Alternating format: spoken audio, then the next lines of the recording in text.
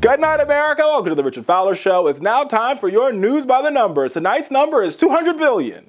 That's the price tag that President Trump has assigned to his new infrastructure plan, delivered this week, 1 year later than promised. You heard me say on the show last week that if Trump passed an infrastructure plan that worked, I would stand beside him and cheer him on. But does this bill do enough? Let's find out.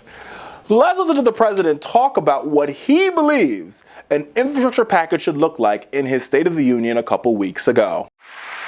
As we rebuild our industries, it is also time to rebuild our crumbling infrastructure. I am asking both parties to come together to give us safe, fast, reliable, and modern infrastructure that our economy needs and our people deserve. America, this plan just doesn't cut it.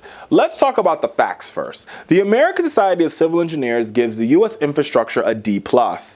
Yes, a D+. In the world's largest economy. And what Trump says is the greatest country on earth. Our roads are crumbling. Our bridges are falling apart. Our airports look like ragtag, broke down, double-wide trailers. Yes, indeed, America, it's true. And President Trump is not doing enough to address the problem. Now, President Trump's plan says it will generate $1.5 to $1.7 trillion in infrastructure investment. But the word generate is not the same as the word spend.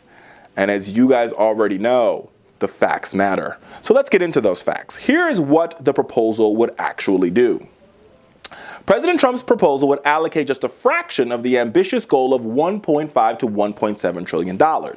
It would actually only give $200 billion over 10 years, with most of the rest of the funding would be a burden shifting to state and local governments. Usually, through the Highway Trust Fund and the Transit Trust Fund, our usual way of doing infrastructure projects in this country is a 50-50 split between the state and the localities. So the state and the local government, and the state government gives 50%, the federal government gets the other 50%. Under Trump's plan, the state and local government would have to come up with 80% of the revenue in order to get at most 20% from the federal government. Herein lies the problem. Number one, this plan breaks what used to be a sacred cow for the GOP. It adds to the deficit. If you remember, I don't know, it wasn't that long ago, a year and a half ago, you would listen to Paul Ryan and you would listen to Republicans say, oh, they're exploding the deficit. They're adding money to our kids' future. Our kids will be lapped with all this debt. Woe is me. Jesus, take the wheel. All this debt upon our children. Look at the debt clock. Oh my Lord. Remember when they almost shut the government down and refused to raise our debt ceiling? Remember that? Remember that moment? Where they downgraded our credit rating under Barack Obama's watch? Republicans said, oh no, the debt is too much. It's too much.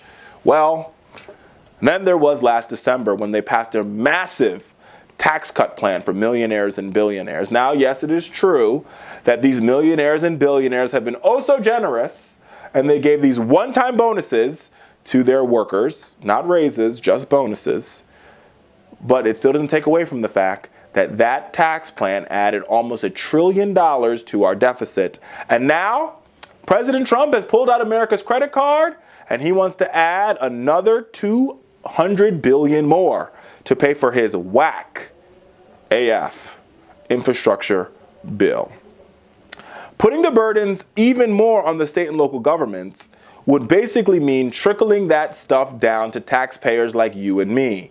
Just think about it, just for a minute. Like, we already know how bad traffic is. Traffic in most urban areas is awful. And where it's not awful, there's no infrastructure there at all. Like, think about states like West Virginia that could benefit from a highway a direct highway that could connect Shepherdstown and Charleston. But the state can't come up with 80% of that money, so they'd be forced to go to private companies to raise that equity.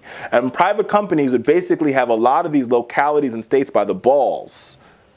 They're already doing it. I mean, I don't have enough time to tell you all the details, but just take a look. Google this, the Indiana Skyway and the Florida Turnpike. Both of these deals were transportation deals where the state and local governments sold off their rights in a lease, a 100-year lease, to foreign corporations in order to raise revenue for an infrastructure project. In both of those projects, these foreign corporations control if the toll goes up, if the toll goes down. And they also get all the toll money not being invested back in the roads, not being invested back in the people, going directly to foreign countries, going directly to foreign entities. Is that what Donald Trump meant when he said, make America great again? Is that what President Trump meant when he said, put America first? I don't think so. I don't think so, which is why I will likely not be at the White House chairing this infrastructure bill. Moving on.